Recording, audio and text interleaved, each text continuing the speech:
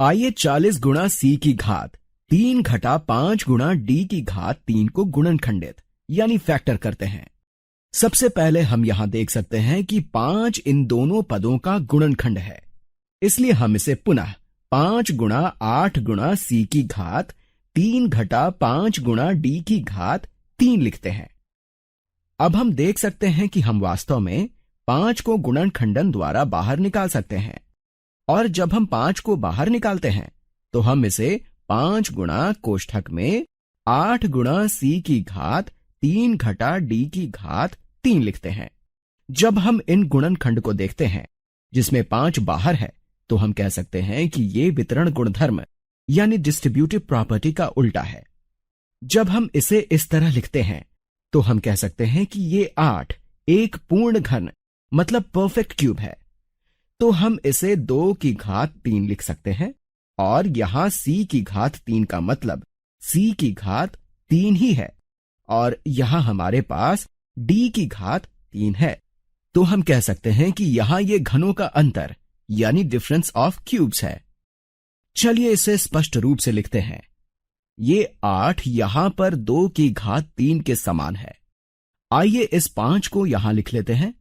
अब ये 5 गुणा कोष्ठक में 2c की घात 3 है, क्योंकि 2 की घात 3 गुणा c की घात 3 इस 8 गुणा c की घात 3 के बराबर है।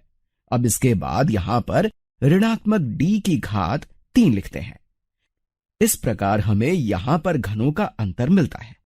हम वास्तव में घनों के अंतर का गुणनखंडन कर सकते हैं।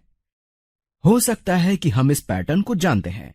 अगर हमारे पास a की घात 3 घटा b की घात 3 है तो इसका गुणनखंड कोष्ठक में a घटा b गुणा कोष्ठक में a का वर्ग जमा ab जमा b का वर्ग होता है। अगर आपको लगता है कि यह गलत है, आप इस a घटा b का इसके साथ गुणन कर दें, जिससे हमें पुनः a की घात 3 घटा b की घात 3 मिलेगा, और यहां पर कुछ पद रद्द हो जाते हैं, जिससे हमारे पास केवल 2 पद बचते हैं। अगर ये यहां पर उचित नहीं होता तब भी इसके बारे में जानना अच्छा होगा कि हम घनों का योग मतलब सम ऑफ क्यूब्स का गुणनखंडन कर सकते हैं। तो आइए इसे जान लेते हैं कि हम इसे कोष्ठक में a जमा b गुणा कोष्ठक में a का वर्ग घटा ab जमा b का वर्ग लिखते हैं। अब हम यहां फिर से इसका गुणन नहीं करते हैं, लेकिन मैं आपको यही सलाह दूंगा कि आप इसे करें, क्योंकि ये एक बहुपदों का गुणन यानी पॉलिनोमियल मल्टीप्लिकेशन है, और आप इस तरह के प्रश्न को आसानी से हल कर सकते हैं।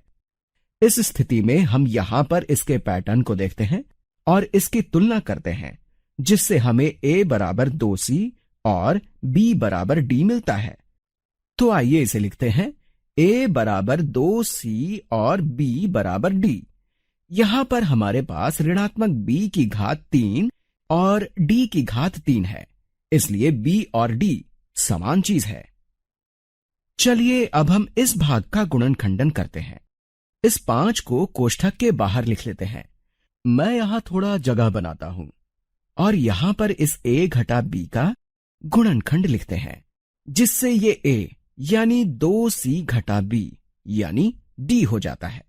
इस प्रकार ये गुणनखंड 2 चीजों का अंतर है जिनका हम घन यानी क्यूब लेते हैं, और यहां पर 2c घटा d गुणा है, जबकि हमारे पास a का वर्ग बराबर 2c का वर्ग है, इसलिए 2c का वर्ग 4c का वर्ग के समान है। इसे इस तरह समझते हैं। यहां पर a का वर्ग 2c का वर्ग के बराबर है, जिसे हम 4 गुणा c का वर्ग भी कह सकते हैं, और ये यहां पर 2c गुणा d हो जाता है। तो यहां पर जमा 2c गुणा d लिखते हैं और अंत में b का वर्ग वाला पद लिखते हैं, जबकि इस स्थिति में b बराबर d है, इसलिए यहां हमें d का वर्ग मिलता है।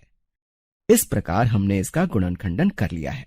हम यहां से कुछ कोष्ठकों यानी पैरेंथेसिस को हटा सकते हैं, इसलिए इनका गुणनखंडन करने के बाद हमारे पास 5 गुणा 2c घटा d गुणा 4c का वर्ग जमा 2cd जमा d का वर्ग है। इस प्रकार हमने इसे हल कर लिया है।